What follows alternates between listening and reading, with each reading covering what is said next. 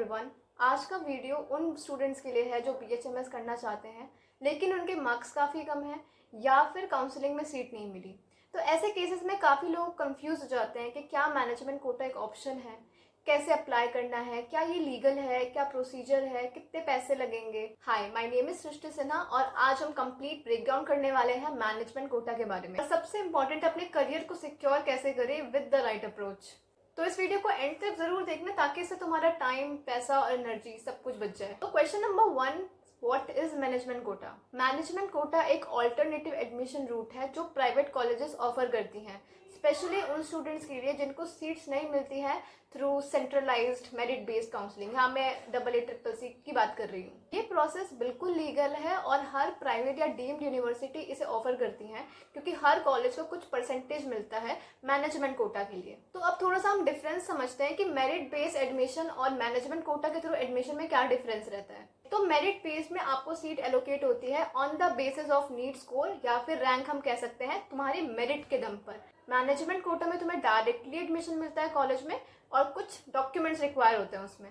Minimum eligibility इतनी ही है कि तुम्हें नीट क्वालिफाई करना है। Qualifying marks for NEET is important for admission in management quota. इसकी एलिजिबिलिटी के बारे में थोड़ा सा आगे और अच्छे से एलैबोरेट करूंगी मैं। थोड़े एग्जांपल से समझते हैं। मान लो एक लड़की है जिसका नाम प्रिया है, उसके नीट में 445 मार्क्स आए हैं लेकिन एक जो मनचाहा PHMS कॉलेज में एडमिशन नहीं मिल रहा है उसे। वही दूसरी तरफ एक लड़का है रोहन जिसके 280 मार्क्स हैं, बट क्योंकि मैनेजमेंट कोटा की फीस अफोर्ड कर सकता है तो उसको उसका मनचाहा कॉलेज मिल जाएगा। पर यहाँ पे एक इंपॉर्टेंट रिमाइंडर मैं देना चाहूंगी कि नीट क्वालिफिकेशन बहुत इंपॉर्टेंट है। ये रैंक डिपेंडेंट नहीं है, बस नीट क्वालिफाई करना तो बहुत ही ज़्यादा इंपॉर्टेंट है। तो अगर मैं इसके एलिजिबिलिटी क्राइटेरियन की बात करूँ तो सबसे नंबर 1 कि तुम्हारे नीट में क्वालिफाइंग मार्क्स होने चाहिए जो कि आई थिंक 50-40 परसेंटाइल है, ठीक है। सेकेंड चीज़ कि तुम्हारी 12th में PCB होनी तो बिल्कुल ही कंपलसरी है। एंड थर्ड थिंग कि तुम्हारा मिनिमम एज 17 ईयर्स तो होना ही चाहिए। अगर ये तीनों क्राइटेरिया फुलफिल हो रहा है then you are eligible for management quota. इसके बाद हम डॉक्यूमेंट्स की बात करते हैं कि क्या क्या डॉक्यूमेंट्स चाहिए। नंबर 1 तुम्हारे नीट का एडमिट कार्ड। नंबर 2 तुम्हारे नीट का score card. Third thing is your birth certificate. Fourth thing is your domicile. Then you need your migration certificate and इसके बाद योर पासपोर्ट साइज फोटोग्राफ्स। अब देखो ये डॉक्यूमेंट्स ना हर कॉलेज में वेरी कर सकते हैं, बट ये डॉक्यूमेंट्स के नाम जो मैंने अभी भी लिए हैं ये तो पूरी कंपलसरी है बिल्कुल हर जगह। अब बात आती है कि यहाँ का प्रोसीजर क्या होता है, क्या ये भी हम किसी वेबसाइट के थ्रू ही कराएं? तो द आंसर इज नो।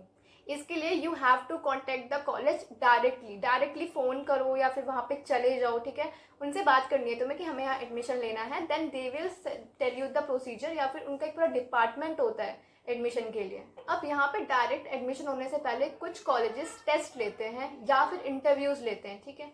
अब ये ज़रूरी नहीं है कि सारे कॉलेजेस में ही हो, बट कुछ कॉलेजेस में ये होता है। फॉर एग्जाम्पल बैक्सन में इंटरव्यू होता है प्रायर एडमिशन। तो ये सब क्लियर करने के बाद, अपनी फीस देने के बाद तुम्हें डायरेक्टली सीट अलॉट हो जाएगी उस कॉलेज में। बस इतना ही प्रोसीजर है। अब be attentive and listen to this one thing. ये चीज़ें मैंने बहुत जगह देखी और काफ़ी लोग इसमें फंस जाते हैं और स्कैम हो जाता है उनके साथ। काफ़ी एजेंट्स या फिर एजेंसीज ये क्लेम करती हैं कि बिना किसी डॉक्यूमेंट के वो आपका एडमिशन करा देंगे जो भी आप कॉलेजों ने बोलते हैं उसमें।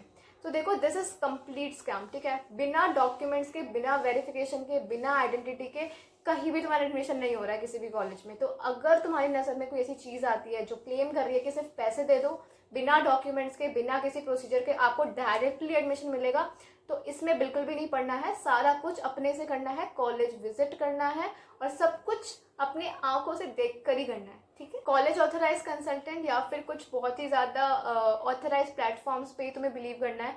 ayush.gov.in, इस पर भी तुम्हें सारी ऑथराइज इन्फॉर्मेशन मिलेगी। एक भी चीज़ गलत नहीं मिलेगी क्योंकि ये सारी चीज़ें ना बिल्कुल ऑफिशियल है, ठीक है। काफ़ी कॉलेजेस की अपनी ना अलग से भी वेबसाइट होती है, जैसे कि भारतीय विद्यापीठ की ये वाली वेबसाइट है। इस पर जाके तुम इस कॉलेज के बारे में सब कुछ जान सकते हो। तो अब थोड़े से फ़ायदे और नुकसान की बात करते हैं मैनेजमेंट कोटा में। देखो हर चीज़ के दो पहलू होते हैं, फ़ायदा भी है, नुकसान भी है। तो मैनेजमेंट कोटा का फ़ायदा ही यही है कि तुम्हारा काफ़ी ज़्यादा टाइम सेव हो जाता है इसमें। तुम्हें बार बार राउंड्स में पार्टिसिपेट करने की ज़रूरत नहीं है, रिजल्ट के लिए वेट नहीं करना।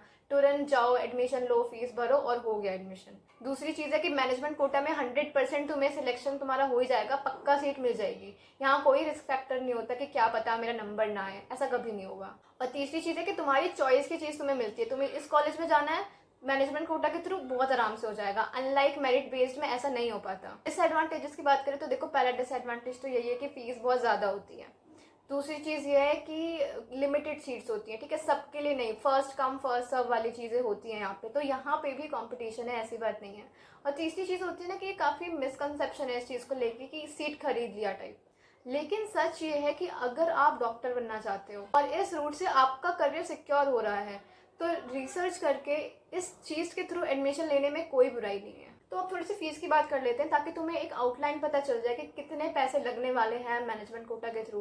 तो देखो, क्योंकि मेरिट बेस्ड में जहाँ पे तुम्हारा पूरा BHMS का कोर्स कहीं 20-25 हज़ार में भी ख़त्म हो सकता है, मैनेजमेंट कोटा की फ़ीस स्टार्ट होती है 2 लाख से और 8 लाख तक जा सकती है, इवन इससे ज़्यादा भी जा सकती है। तो एंड में अब मैं तुम्हें कुछ प्रो टिप्स देना चाहूँगी जिससे तुम्हारे मैनेजमेंट कोटा के थ्रू बेस्ट से बेस्ट कॉलेज में एडमिशन हो। Point number 1 is research carefully. जिस भी कॉलेज में जा रहे हो वहाँ का A to Z सब कुछ पता करो। हर कॉलेज का placement record, faculty, OPD, IPD, infrastructure सब कुछ अच्छे से चेक करके वेरीफाई करो। कॉलेज का CCH अप्रूवल चेक करना इज़ अ मस्ट थिंग, क्योंकि कॉलेज रिकॉग्नाइज होनी चाहिए।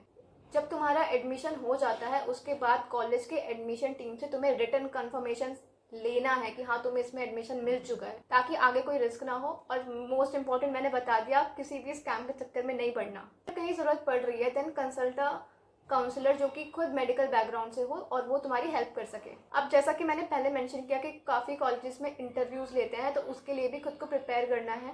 कुछ इंटरव्यू ओरिएंटेड क्वेश्चंस होते हैं जो हर जगह पूछे जाते हैं कि why do you need this college, why do you want to be in BHMS, ठीक है। ऐसे आंसर्स तुम्हें पहले से प्रिपेयर करके जाने हैं ताकि तुम्हारा एक अच्छा इंप्रेशन पड़ पाए। और ऐसा नहीं है कि तुमसे सिर्फ नीट का ही पूछेंगे, तुम्हारी जनरल नॉलेज भी पूछ सकते हैं, तुम्हारा एप्टीट्यूड टेस्ट हो सकता है, कुछ IQ रिलेटेड क्वेश्चंस वगैरह। तो बी प्रिपेयर फॉर दिस। तो at the and I hope आप लोगों को समझ आ गया होगा कि कैसे मैनेजमेंट कोटा के थ्रू टैकल करनी है ये चीज़ें, क्या क्या प्रॉब्लम्स आ सकती हैं, इन प्रॉब्लम्स को कैसे फेस करें और अपना मनचाहा BHMS कॉलेज में एडमिशन लें। If you still have any doubts you can comment down और मैं तुम सबको रिप्लाई करने की कोशिश करती हूँ। Thanks for watching this video. Have a good day and bye.